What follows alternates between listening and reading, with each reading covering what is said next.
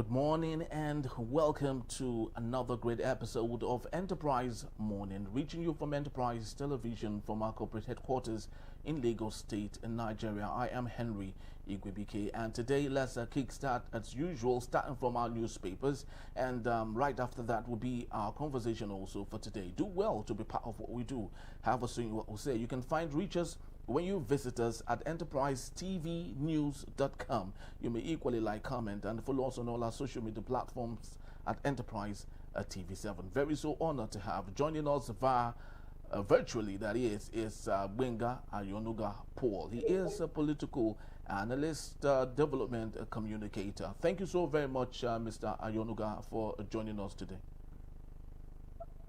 Thank you, Mr. Group, for You. having me on the show, and good morning, Nigeria. Thank you so very much for your time. So I'd love us to start with our newspapers. We have 4 newspapers actually on our desk right now: The Guardian, The Vanguard, The Punch, and The Daily Trust newspaper. I hope we have more than enough time to go through some of them, but let's start with The Guardian newspaper for now. Big story: 2027 protesters storm National Assembly as debate on Electoral Act resumes.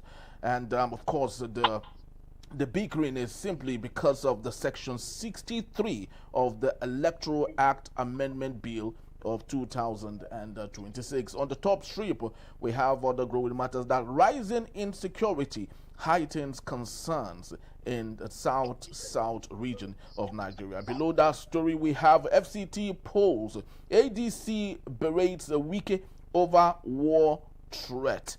And we equally have other growing matters that 70% of Nigerians are living with epilepsy untreated, and says expert. Akwa Ibom, Cross River, Bika over oil well control. But let's take a look at the growing issue right now. 2027 protesters yet again storm National Assembly as debate on Electoral Act resumes. So, Mr. Ayonuka, I'd love for you to have your say on what's happening right now. The protests are going on. Nigerians are calling for e-transmission of election and the polls, and to ensure that votes actually do count. What's your take on this, please?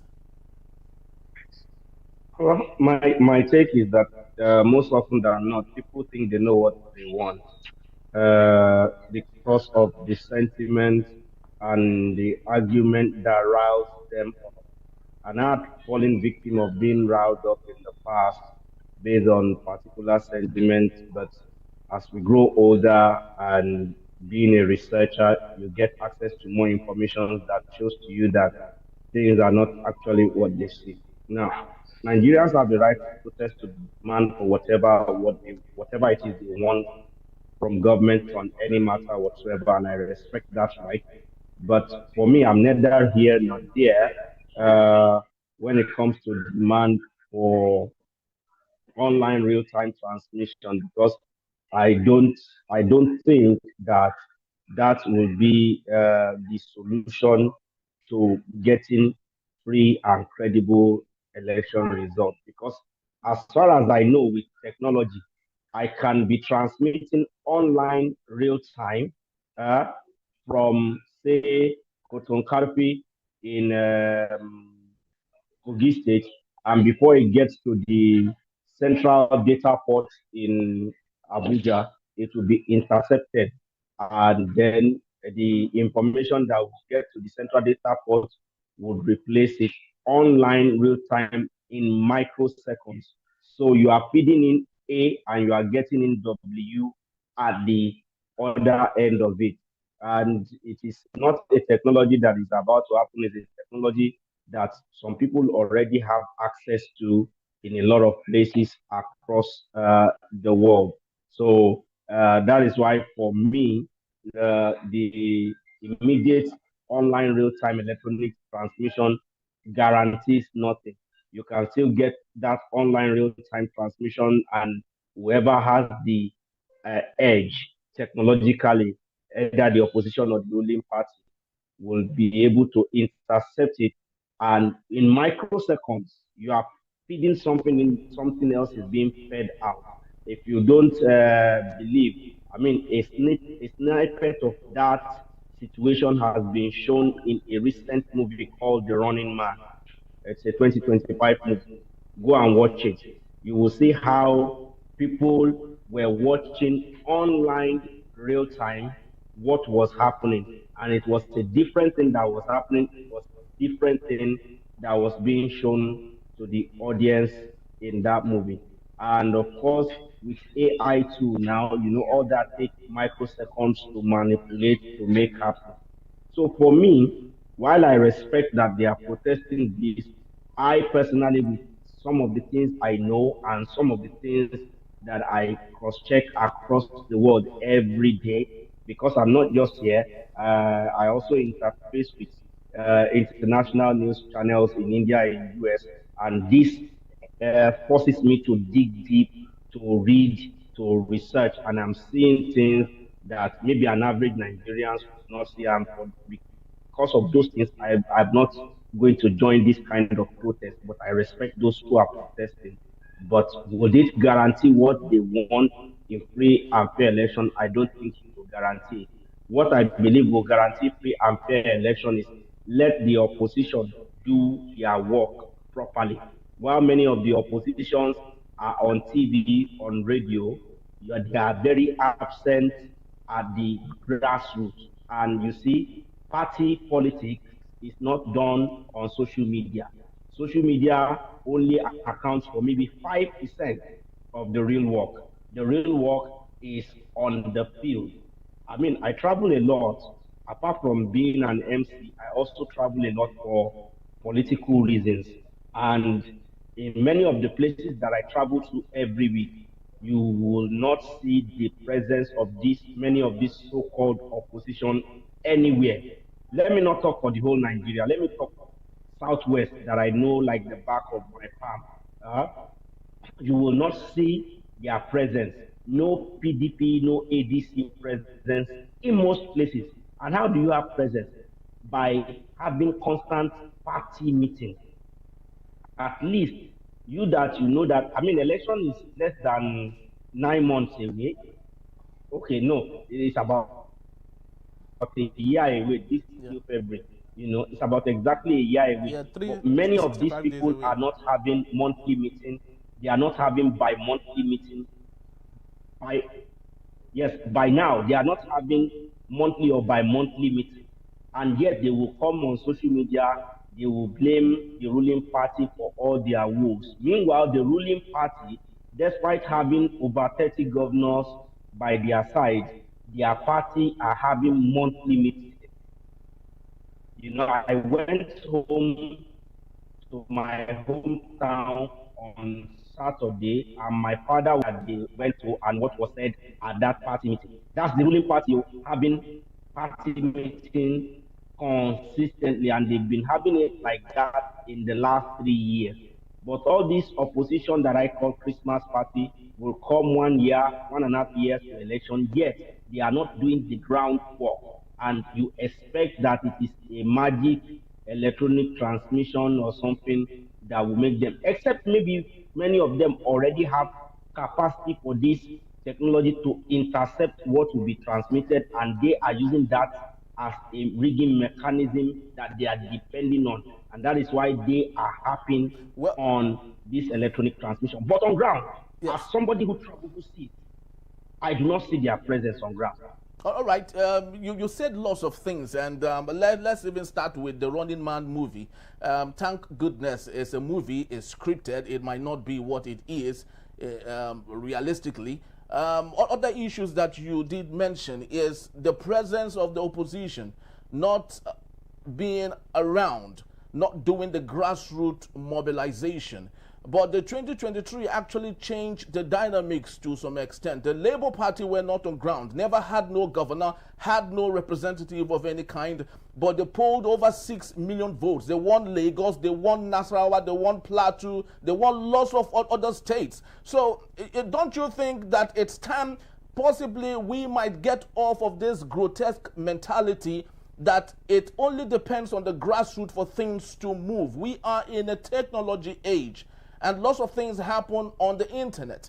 People are hungry, and that is what they are voting for. So don't you think it's time we should get off the old school horse and maybe begin to amend ourselves with what's happening currently and possibly allow for free and fair election through e-transmission, which is obtainable in other countries of the world? First and foremost, Running Man is not just a movie. Every technology that you use today was first shown in a movie. Back then in 1993, when internet was not as acceptable as it is now, when there was nothing like social media as we have it now, there was a movie called Mission Impossible One.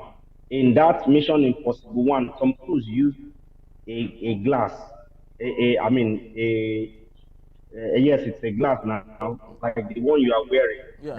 That things were projected into, that shows videos and information were projected into.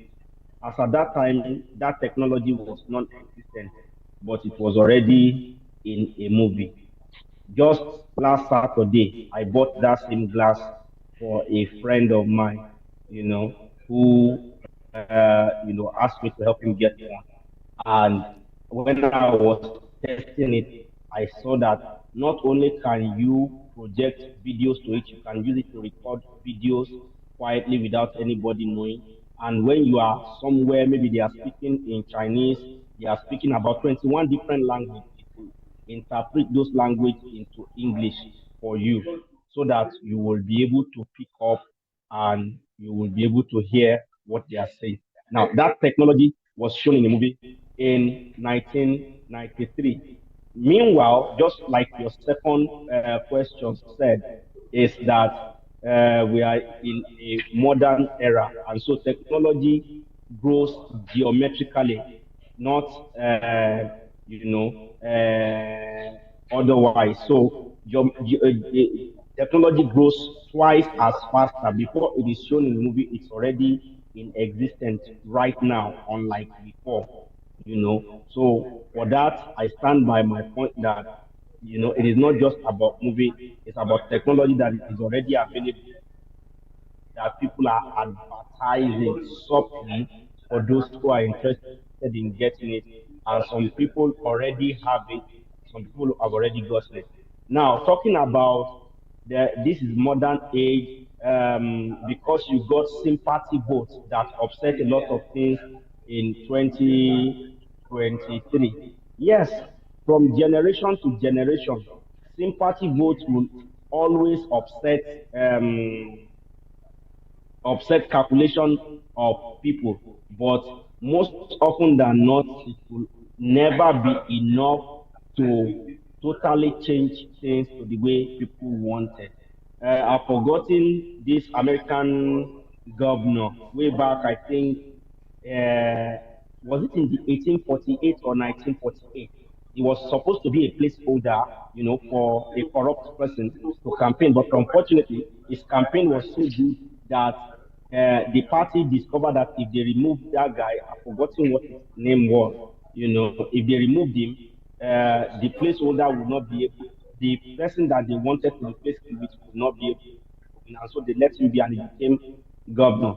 The same way in the 2023 election, in Etiosa local federal constituency, for example, the guy representing Etiosa now, Ataga Chief, he didn't print up to, I'm not sure he printed up to 1,000 posters, because I was working on the island around that election period. And I know that you can count on the palm of your finger the number of posters he printed. But because of sympathy votes, he won, representing so you think that might not repeat Etiosa, itself the Federal again? House of Reps. Go back to that Etiosa. You will. Yes, you think It that won't might not repeat itself because again? I can tell you for free, based on what I'm hearing, it will not repeat itself, because they are even cursing the guy right now on the street in that area. A lot of people are blaming themselves for voting for him, that they should have stayed with steady, trusted hand like Banky W of the PDP, or this Obanikoro's son, Obanikoro, yes. of the APC, that lost to him. Those are the big weights who are steady hands politically. But they lost to this guy, and the guy got there. According to the people who are living in the area, he has disappointed them. All their sympathy votes, he has disappointed them. The same thing, there was a guy in Kaduna, I think Kaduna South, he was a bike man. It was the people that contributed money for him to even, be able to do small things towards the campaign. Because of sympathy votes, he won under Labour Party. But in that Kaduna South now, they are cursing him out. They are blaming themselves for voting for him. And this is the same scenario, with the exception of maybe Governor Alex Oti. Many of the other people who got a win through this sympathy vote have not lived up to the expectation of the people who voted for them in their various localities. Many of them even decamping to the ruling party, to the chagrin of the people who voted them in the opposition. And so once beaten, they say twice shy. They will not get that opportunity again. And those sympathy votes are what people will use to remind them that the last time you vote for this person, that person, because of sympathy vote, what did you come back with?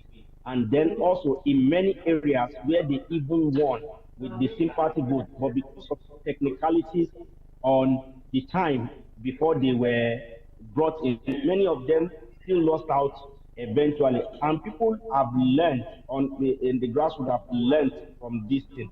Now, talking about technology, you are saying that youth or they disrupt everything. Did you know that INEC has opened its portal for several months, for people to do their continuous voters registration? And I will tell you, many youths who are just turning 18 are not bothered. They will say a lot of things to catch cruise on Twitter, on other social media platforms. But in real life, they are not even going to INEC portal to go and register. That's those new voters. The old voters who have maybe moved.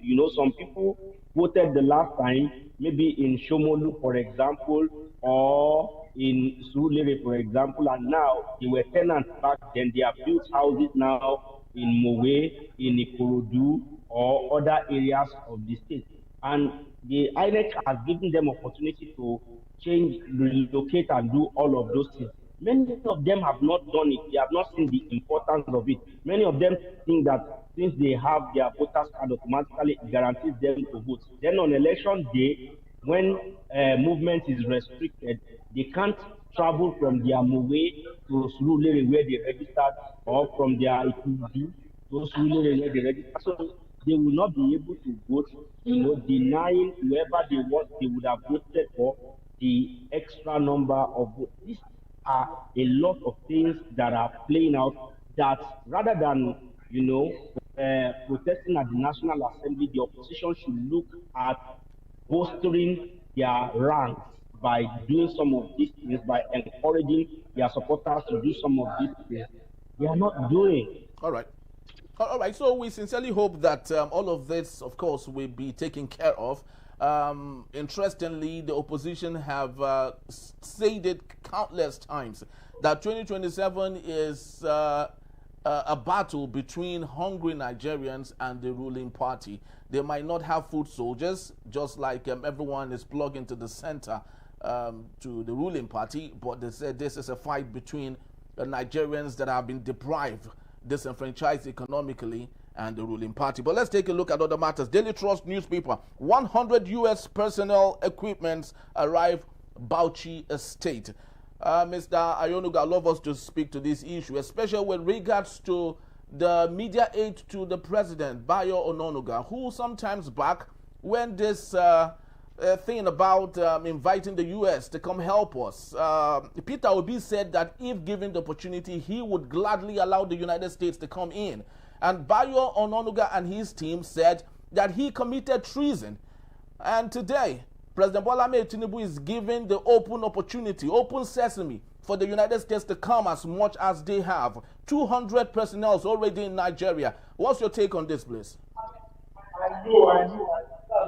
So what should be my take when the opposition speak and government listen to some of their advice and take it up? we should applaud the government. Yes, maybe by virtue of maybe their level of information previously, and the fact that every politician will first and foremost scrutinize whatever the opposition says from the prism of he wants my government to fail, she wants my government to fail. Every human being does it, even in your place of work. I am sure as you are like that, there are people in your office who are, it will be subtle where office politics is concerned. They want to throw you under the bus. So once in a while, even when they are telling you things that are beneficial to you, the first thing, because you know the ongoing undercurrent, rivalry between the two of you in the office. So the first thing you want to think about is you want to, mess me up or throw me under the bus. But then, if you now open-mindedly look at all the options and you see that what that person said is something that could be tried or that will be good eventually, and you do it, there is nothing to say than kudos for not being close-minded, for being open-minded enough to explore those options, even though they came from people you are not necessarily comfortable with. There But is is it right? Yeah, none of sorry us to that don't interject have there. rival in our office. Yeah, sorry to interject there, but at this point, I'm glad that you're saying all of this actually. But do you think that the ruling party should at least have the decency of apologizing to those they have hurt rhetorically as a result of not agreeing with them at the very beginning? Is it the ruling party that disagreed or the spokesperson to the president? Because you see, there is governance, there is politics. Whoever needs to apologize will do it on their individual basis. And whether apologize or not apologize, what matters for us is the safety of the country, is the progress of the country. Do you know how many things I here have done for either my church, my school during my undergraduate days, my immediate CDA and CDC, where I live, both past and present, that were not acknowledged. How many do I want to seek apologies? But most of the time, when they eventually adopt it, I'm just happy that it is adopted, I move on. For example, pre-COVID-19, I told my CDA then that we should be having joint security meeting with other CDA so that, when the issue of, because many of us men in the area, we leave home very early in the morning, come back very late at night, and we are unable to know each other. God forbid that they will catch one of us who is a bona fide landlord in the neighborhood and beat him or her to death before identifying him. But if we have joint security network and things like that during CDA meetings, we'll be able to forestall that. They told me to over Sabi for almost a year. And so COVID happened, those times during the story of 1,000 boys, or what they call themselves. Yes. And they almost beat a landlord to death, just like I predicted that will happen. And so they were forced to start doing these security drills and meetings. Who do I want to go back to and ask for apology? You see, all of those things are sentiments that to me doesn't matter. What matters to me is that when you scrutinize what I've said, yes, people who said no to me at that time, they may have their reason. They may feel like maybe I am eyeing the position of maybe CPA chairman or whatever, and so they are doing whatever it is to clip my wing. Meanwhile, I'm not even interested in that, but you see, perception is different everywhere. And that is how life is. For me, I want to focus on the meat of the matter, which is opposition spoke about it, the government took it up, and they are doing something about it. Let us move on. Let opposition keep the government on their toes from time to time, so that, and that was why when you were talking about the protest at the National Assembly, I told you that even though I don't believe in it, I respect them, for doing it, because all of us, in one way or the other, have to keep the government on their toe. Even if they are doing well, we want them to do more. Countries that are doing well, like Singapore, Denmark, Norway, and so on, Switzerland, you still see people writing government from time to time, opposition writing government from time to time, asking for more, despite the fact that on all metrics and indices, these countries are doing very well. Very well said. Awesome. I think we would have to, leave it for now for this particular segment, and just to let you know that Mr. Ayonuga will still be around to take us on our main conversation when we return. El-Rufai held overnight by EFCC as federal government slams criminal charges on him. In a beat, still Enterprise Morning. Don't go anywhere. I'll be right back.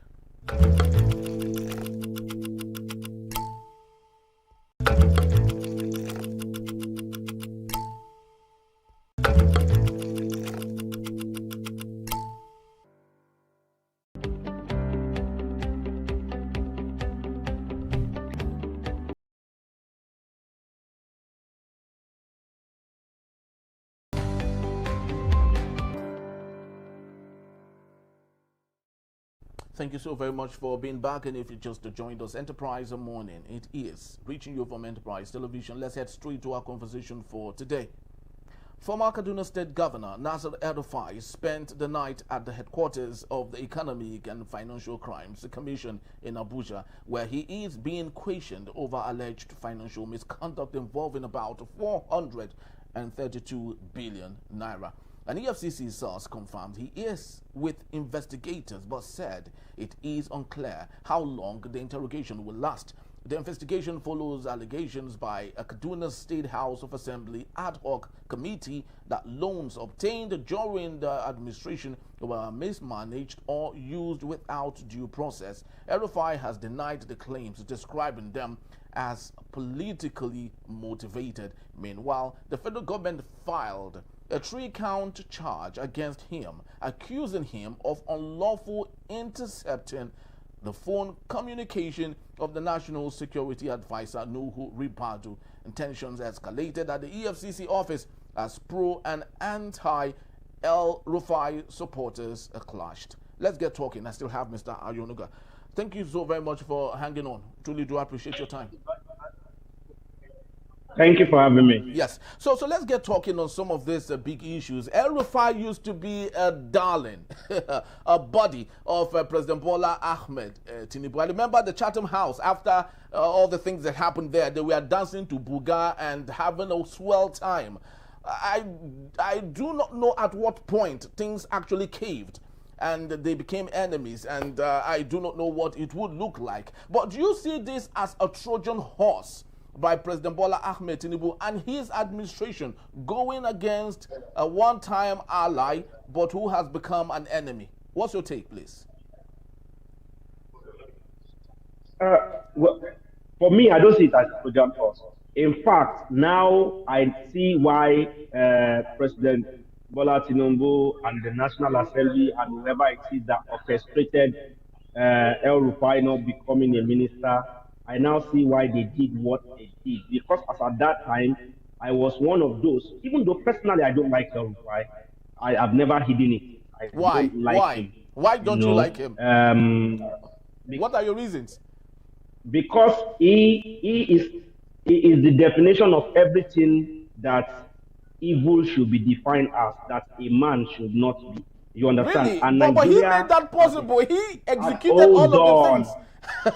You said why? President Bola Ahmed Tinubu is the president today. Let me finish my why. Okay, please. No. So, I mean, from the time of Buhari, before the time of Buhari, I've never liked him. This is a man who told election observer that if they come to Kaduna State, they are going to live in body bags. These are things elders don't say, especially somebody who holds public office. This is the person who are threatening national security and other tribes at several times without I mean, on TV, on radio, he would threaten people and, promise people that they will disappear or bad things will happen to them. His children are even throwing that in. And, as a Yoruba person, there are things that we expect that elders don't do, elders don't say. Even if they have the capacity to do it or to say it, they are not supposed to say it. And El-Rufai, lacks all those depth. That's why for me, I do not like him right from time. But I was one of his staunchest supporter, who was lambasting the government for dropping him when that saga at the National Assembly happened and they dropped him. I was one of those who lambasted the government that the government was not loyal, the government did not know how to reward loyalty, and why would any sane human being support such government? And you see, the government kept happening then that they have a DSS report, DSS file that makes it impossible for them to hit that kind of person in the cabinet as at that time. But I wouldn't hear any of it because I knew the role that El-Rufai played. In fact, if not for El-Rufai, as far as I'm concerned, Tinubu would not have emerged as the party candidate of the APC less of emerging as the president. I agree and I give that to him 100%. I don't care. There are so many dirty people who will say because you hate somebody, you only talk about the bad part, you not acknowledge the good part. I acknowledge the fact that El-Rufai played a pivotal role. But you see, seeing El-Rufai now, especially him coming on Arise TV last Friday, and without anybody putting words in his mouth, saying that he's an accessory to such a treasonable felony crime as tapping the phone of a national security advisor of a country. I am even terribly disappointed that the government, I've been cursing the government since last Friday. You know why I've been cursing the government? Simply because they allow El-Rufai to go home to sleep in his house over the weekend. Because if it were you or me who made such inflamed or provocative statement, before you leave that TV studio, DSS will be there to pick you up. But they let him go home, spend the weekend in his house, even had to personally honor the invitation of EFCC, not that somebody went to his house to go and bundle him in Gestapo manner like they do to all the rest of us. It shows to you that some people are more Nigerians than other Nigerians. Because that word that he said is enough excuse for the government to put him in solitary confinement for life. For life. Because anything that breaches national security. Oh, dear. So we just lost Mr. Ayonuga there. I would love to believe he would join in a bit, and he was really speaking to a very salient, important issue there concerning the rift between one's good friends, President Bola Ahmed Tinubu and Rufai. Today, the center is no longer holding between both bodies, and one would ask why. At what point did we get to this position? Lots of Nigerians are equally asking the very important question equally. Is it because Nasir El-Rufai is not singing on your mandate, we shall stand? There are lots of people today working with this administration that have done worse things than El-Rufai. But because they are singing on your mandate, we shall stand, the eagle eye of the EFCC and the DSS not looking towards their side, then why is this against Nasir El-Rufai at this point? I'd love to believe Mr. Ayonuga will be here to clarify this and more. Has he joined us yet? Let's see if he is here with us. All right, so while we continue to wait for him to join us, okay, beautiful. Yes, are you here with us? Yes, okay, I'm beautiful. back. Yeah, thank you so very much. Sorry for that little glitch. Yeah. Yeah, so you can continue your thoughts, please. So as I was saying, that they allowed him to even go back to his house to sleep. shows to you that this government is very terrible. Because if it were to be you and I, as a journalist, yes, you have to be the unbiased ombudsman. But if you truly want to be unbiased in this case, you will agree with me that before that show finishes, the DSS would have bundled you if you were the one that made such statement, or I am the one that made such statement. But they allow this man, to go everywhere he wants to go over the weekend. It's a terrible country that we are in. And for that reason, I am blaming the government. Now, back to the issue of his invitation with the EFCC. I mean, he has case to answer with the EFCC. He has honored their invitation and they are following due process. We cannot preempt their investigation, preempt their law. Our law says that everybody is presumed innocent until proven guilty.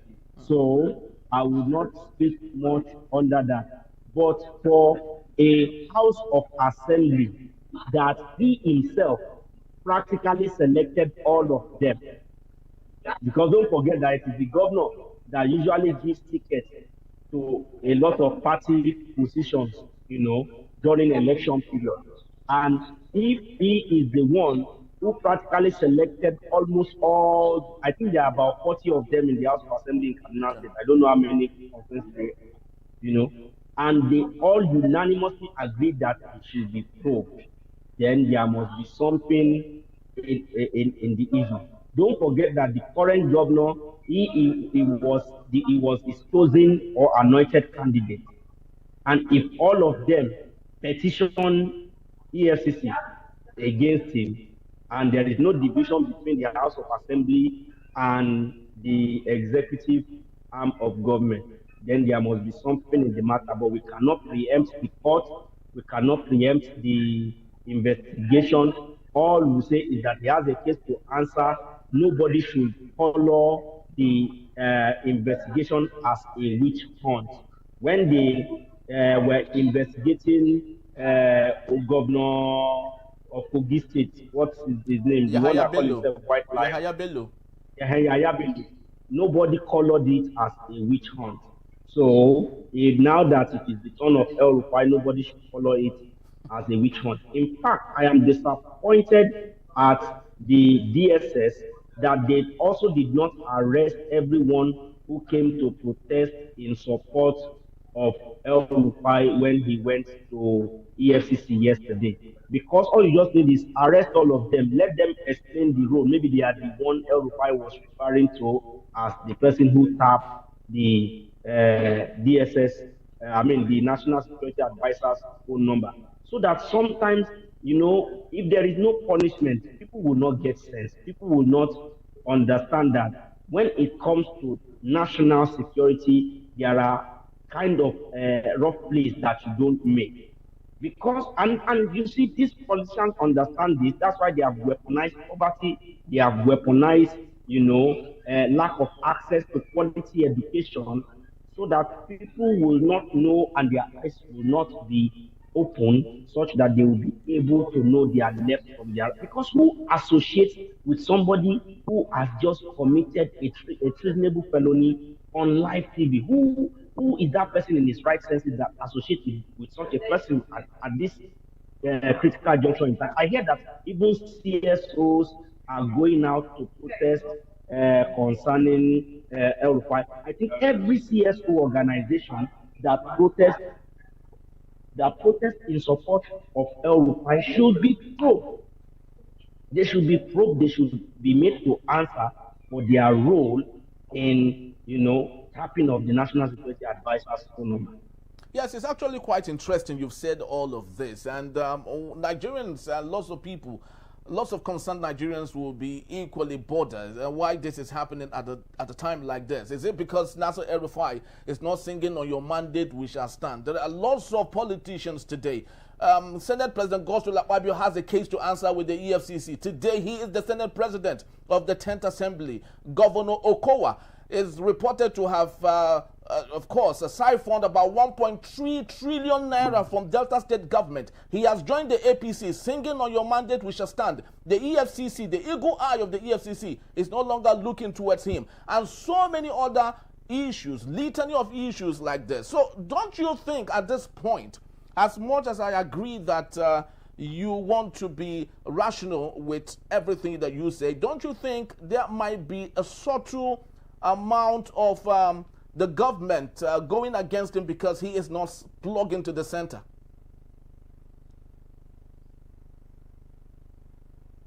Well, it is not about plugging to the center or not plugging to the center.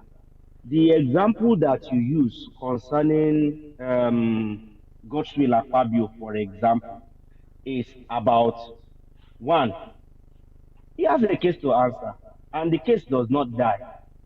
Even though he has immunity now as Senate President, his immunity will finish when he leaves office. He will still answer his case. We are just being in a hurry. It may take 10 years. It may take 8 years. He will answer his case. Don't forget that, what's the name of this former Taraba governor that was jailed eventually? Yes. You know, he left office in 2007. A stadium was named after him in Jalingo. I think, is it Jolin Yame or Jolly something? Yami, yeah? You know, but it took almost 10, 15 years before the case got concluded, and he was sentenced, I think, in 2017. And this is somebody who left office in 2007, and the case was raging on and on for a long time.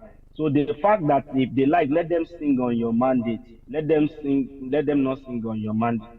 Eventually, either the president will terms will expire or another party will come in, they will still face the music. It's just a matter of time. So I don't want to see this as a witch hunt. And for me, whatever excuse of witch hunting that anybody wants to say, anybody who opens his mouth and say, the big government used to tap our phone from time to time, which we have people who help us tap their phone. And he's saying that he did not just tap any government phone, it was specific that it was National Security Advisor's phone that he tapped. I mean, if any journalist in Nigeria at all has sense, any journalist, and I'm not apologetic, I was a full-time journalist before I changed my line of work. If somebody says something like that threatens your national security, even if they give you the PR work to help them whitewash their image, you will not collect it, because you would understand that it is when the nation is safe, that is when you are safe. And that the government is doing these things, illegal things, does not give any individual also an excuse to do the same thing. And that they are now doing it, they have grown wings so much that they can brag about it, they can talk about it, and you see, they still go to their house and sleep. When you know that the Yata did not say anything related to that is of national security threatening level, but he has disappeared since 2019. Stephen Kephas was jailed for 109 days by this same El-Rufai for revealing the wanton killing that was going on in southern Kaduna that they didn't want to get to press. He was jailed for 109 days. He's a journalist like you and I. What is the name of this guy that showed us the video of Ganduje pocketing dollar in his pocket? His career was almost ruined for telling us the truth. These are journalists like us who are Fisayo Soyombo, I mean, is running for his life every now and then for telling us the truth, for showing us the truth. And then somebody, because he's a former governor, will now come and say such a big thing, and then we have some senseless group of people, be you journalists or whoever, I don't care, you know, still speaking English to spin the narrative in support of such a person. It shows how terrible we all are, and we all must condemn, you know, Nasir El-Rufai, and must even support the government, even if we don't like the government itself. We must support the government to make sure that the full weight of the law is brought upon him, you know, to the letter on this matter. It is not a matter of which one. I mean, did What's the name of the guy that was interviewing him? Did the guy put word in his mouth? El-Rufai Hosseini. Did El-Rufai Hosseini put word in his mouth? El-Rufai Hosseini was even trying to correct him that don't burn yourself, or don't put rope on your own neck. He was boldly saying it, that after all, the government used to do it clandestinely, illegally. And yes, governments all over the world do it illegally. All over the world. They do it illegally. But at the same time, don't you think the reason El-Rufai has this gusto to say all the things he's saying now is because he knows, like he has often said, he knows how, according to him, that they brought President Bola Ahmed Tinubu to power and they know what they did. I do not know what it is exactly. Don't you think he knows too much? He knows too much that maybe, just maybe, this administration is scared at this point that he might have to reveal more than what they had ever thought about. Scared of what? After God, it is government. This administration can trace any government, not just this administration, any government can trace and make to disappear whatever he thinks he puts his trust in. He does not manufacture the technology. And no matter what he has in his war chest, the government always has more. The government can even borrow our future to do more, to fight against that person. So saying it's, when you are saying maybe he knows much, it's like we are giving credit to make them look more important than they actually are. Nobody. Go and ask Edward Snowden. Edward Snowden is not somebody, he's a technology guru. He's a technology guru. But despite it, did you know how they were able to cover him? And then they can always spin their narrative to counter his narrative. I don't know what he knows, but there are things that you don't say. Hello? Any rational human being. And let me also tell you that if the person who said that thing was to be a Southerner, even if he is a former governor, let's assume it was Wike that said what El-Rufai said, or it is Ayo Fayose that said what El-Rufai said, he would be in jail right from the doorstep of that studio. So why do you think he is not in jail? Because do you think we he's are... a Northerner now.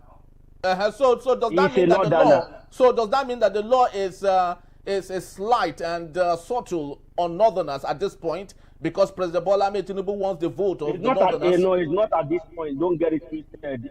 Don't get it twisted. At every point, you see a wheelbarrow pusher who sells onion, a Northerner wheelbarrow pusher who sells onion on the streets of Lagos has more rights than you. You and I know these things. Yes, you may not want to admit it publicly because your job as a journalist is not to admit to such narrative and to try to find balance. But you and I know in our church mind that a wheelbarrow pusher, I'm sure you'll be looking at the faces of your crew in the studio, those behind the camera, they will be nodding to what I'm saying, that I'm saying the correct thing, that a Northerner who is a wheelbarrow pusher has more rights than you. I've seen situations where, I think back during Governor Fasho last time, where someone committed an offense. I can't remember the whole story now, but I know that the moment he was arrested, he called a senator in his state in the north, and one way or the other, I don't know how the information got to the top. They called them in the police station to release him. And I can count thousands of. How do you think that the Fulanis go scot-free, do things as they want in this country? And it's not just also any Northerner. In this country, the Fulani comes first, the other Northerners come second, then you Southerners come maybe third or fourth or fifth, or whatever position you find. You and I know this thing. That is why when terrorists invade camps, military camps in the north, You don't see the military go into the town where the terrorists came from and level the town to the ground. But once it happens in the southeast, you will hear Operation Crocodile Tears, Operation Kiniko, immediately. I mean, just recently in the Niger Delta, was it last year or 2 years ago? Okwama. Where Okwama, yeah, thank you. You saw what happened in that place. Has something worse than that not happened to military officers in states in the north? What has happened to those areas where those things have happened to military officers in the north? So it shows to you that some people are more Nigerian, and we should stop deceiving ourselves and try to pretend that we are equal. We are not equal. That's why me, as a sensible person, I will not misbehave towards a northerner, especially a northerner in power. I won't say my right is my right, because I know that in this country we are not equal. All right. So just before we withdraw the curtains for today, I would love to ask you really, does it really matter when a Nigerian says unprintable things against anyone, or especially leaders? Does it really matter at what point they said it to justify how they should be penalized? Because I'm making this statement with reference to Reno Omokri, who has said more unprintable things against President Bola Ahmed Tinubu before now, against the wife of the president, Oluremi Tinubu, against lots of things he has said. He had facts, he has proofs. He's called the president at the time a drug lord and all that. And he came and he said he was sorry for all that. And today he's been blessed with the position of the ambassador. So does that mean that the magic wand only applies to people who come to say they are sorry? Would El-Rufai be given the same treatment if he says he is suddenly sorry for all that he has said? Has Reno Omokri ever admitted to commit a treasonable felony or be an accessory to a treasonable felony, like tapping the phone of a national security advisor? Whatever abuse El-Rufai abuses anybody is a civil matter. If the person chooses to prosecute, they will take it to the court of law and treat it like a civil case. This is a national security matter. Don't get it twisted. When you are mixing it up, it makes it look as if maybe you have been paid to support El-Rufai, even though I know that's not the case. I know that you are just doing your job as a balanced human being to help us look at all the angles, you see. But you must always have on the fact that this is not just a case of your papa, your mama. It's a case of national security. You don't understand? It means that if they can tap the national security advisor, every time the national security advisor is giving instruction to the chief of defense staff, to the minister for defense, and they are gisting, they can actually hear whatever they are saying and then pass the information on to Boko Haram. No wonder when government say they plan to attack terrorists and bring them to book, the terrorists would ambush them because they have already known ahead of time. Do you know how many of our officers in the military have died as a result of this tapping of phone? Do you know how many times they get information that maybe a known terrorist leader is in one hotel somewhere in town and they are trying to arrest that person, but before they got there, that person vanishes into thin air because somebody has been able to intercept the calls of a national security officer?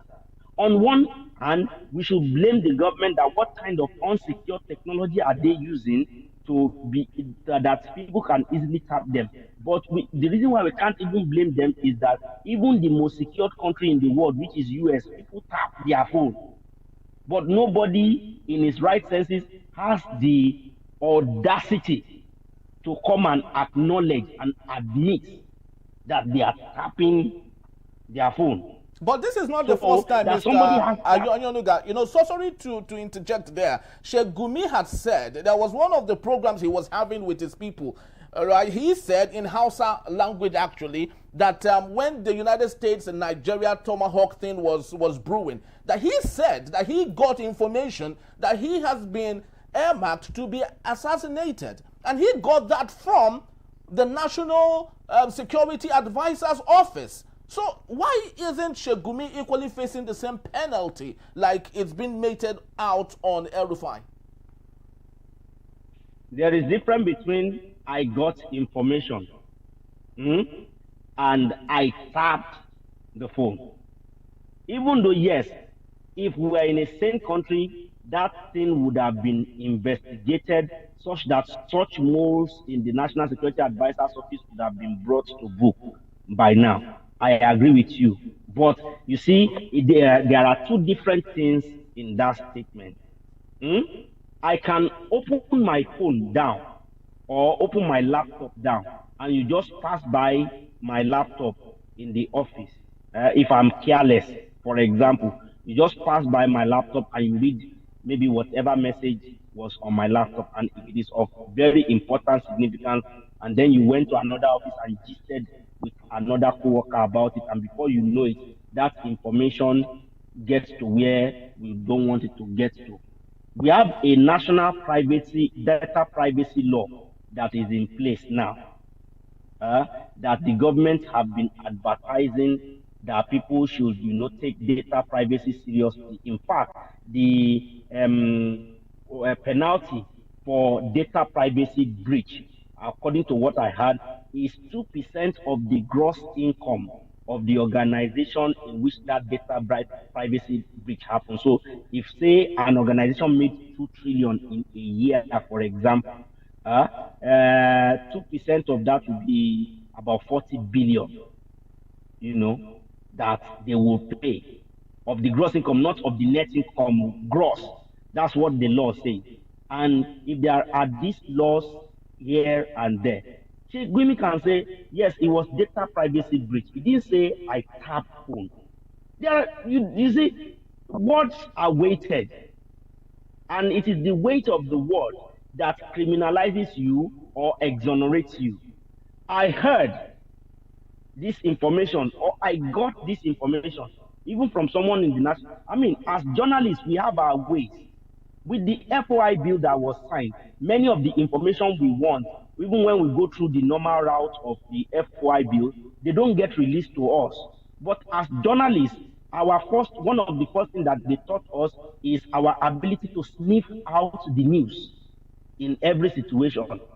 Eyes and nose for the news. Isn't that what they taught us? And so, in getting the news, we have our ways of getting information from whatever sources, and we protect our sources. In fact, the law even protects us such that we are able to protect our sources. We can't, tell the world who our sources is.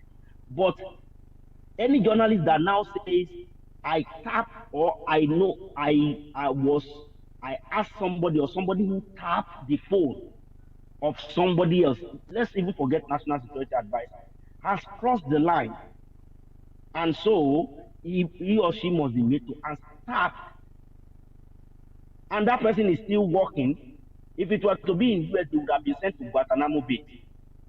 So that, for me, until the Nigerian government send him they should remand him in a prison in the Niger Delta Creek, or somewhere where it's not accessible to all his northern, friends and sympathizers, while the investigation is going on. Until Nigerian government does that, then I know they are not serious about getting to the root of the matter. But if they do that, then we know that they are serious, that they want to get to the root of the matter. How can somebody make such? Do you know what the implication of that to your business world, to investors who want to come and invest in your country, to other terrorist organizations outside your country who want to use your country as a base, who have been eyeing your country but they have not come in yet? Do you know the implication both now and in the future of what he said?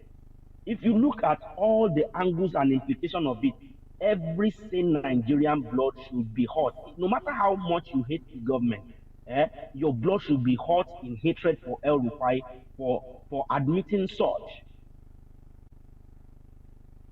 All right, we hope that things will get better. Apart from that, El-Rufai equally alleged that Ribadu had allowed for the importation of 10 grams of telmat sulfate, a substance that's usually Thallium called sulfate. yes, that's often called a poisonous poison because of the chemical combination of that particular substance. Well, this and more is what is hanging on El-Rufai and everything he had to say. But remember, El-Rufai is someone who plays dirty, who fights dirty. He said he would not go down alone on all of this.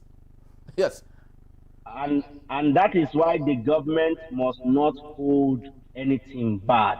The government must fight him dirtier than he expects. You know, he expects the government to cower down, to be taking measured steps, you know, so that he will be having his way.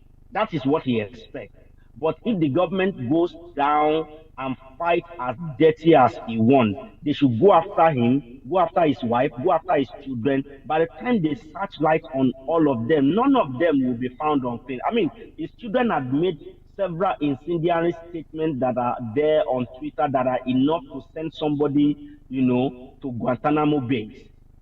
They should go and look for all of those. His children have been commissioners, have been members of the National Assembly, and I'm sure that their hands have been in one cookie jar or the other elsewhere. The government should go and dig it all up because the government has the resources to dig it all up and fight as dirty as they want. Not just him, his cousins, his nephew, his nieces, everybody associated with him. By the time they go as dirty as he wants to go, you will know that, you know, there is a saying in Yoruba language that